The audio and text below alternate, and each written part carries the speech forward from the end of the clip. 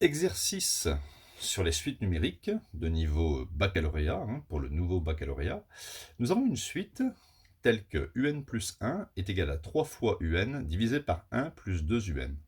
C'est une relation de récurrence entre un terme un et son successeur un plus 1. On va supposer dans une première question que tous les termes sont positifs et sont compris entre 0 et 1. 0 correspond au minorant et 1 correspond au majorant. Quel que soit n appartient aux entiers naturels, c'est-à-dire qui débutent à 0, 1, 2, 3, etc.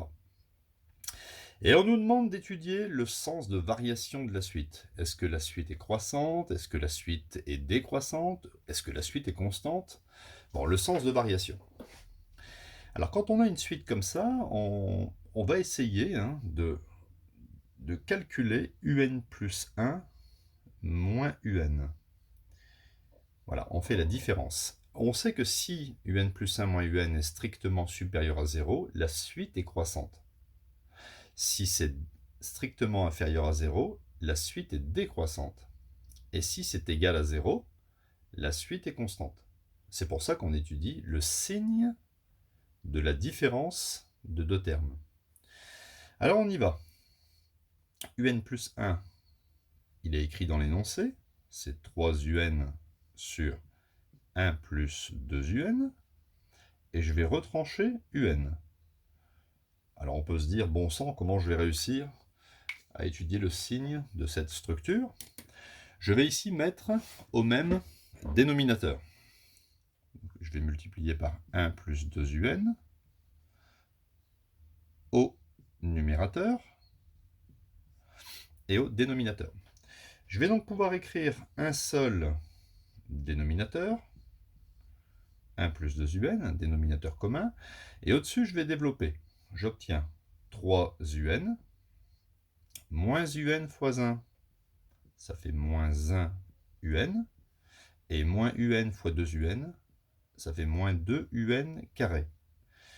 J'obtiens donc 3 moins 1, ça fait 2 un, moins 2 un carré, divisé par 1 plus 2 un. Arrivé à ce stade, pensez toujours en terminale factorisation.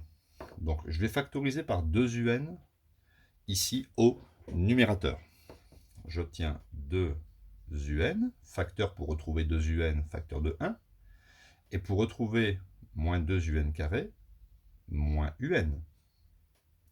2 un fois moins un, ça fait bien moins 2 un carré.